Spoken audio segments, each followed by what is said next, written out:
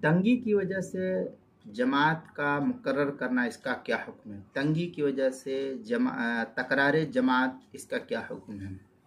चुनांचे बड़े बड़े शहरों में अगर एक मस्जिद में बैक वक्त सब नमाजी ना समा पाए और दूसरी जमात की ज़रूरत हो, तो बेहतर ये है कि मस्जिद के अलावा किसी करीबी हाल या मैदान वगैरह में जमा होकर के दूसरी जमात का एहतमाम किया जाए, ताकि एक मस्जिद में तकरार जमात का इल्तिज़ाम लाजिम ना आए।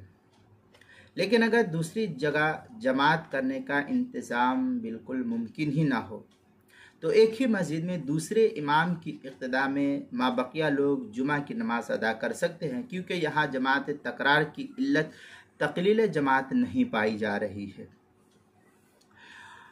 चुनांचे मजमू ज़वाइद वगैरह में बदाइउ सनाए में है, वइदा अलिमु अन्हा ला तफूतहुमुल जमा फयतअख़्ख़रून फ़तक़िल्लुल जमा व तक़लीलुल जमा मकरूहन बिख़िलाफ़िल मसाजिद। इस तरीक़े की इबारत जो है बदाइउ सनाए के पहली जो सफ़ा 379 और आगे मज़ीद जो है बदाइउ सनाए में है, लिअन्न तकरारिल जमा युअद्दी इला तक़लीलिल जमा लिअन्न अन्नास इज़ा अलिमू अन्नहुम तफूतहुमुल जमा फ़यस्ताजिलूना फ़तकस्सरल जमा। इस तरीक़े की इबारत जो है बदाइउ सनाए के पहली सफ़ा 380 पर नकल किया है।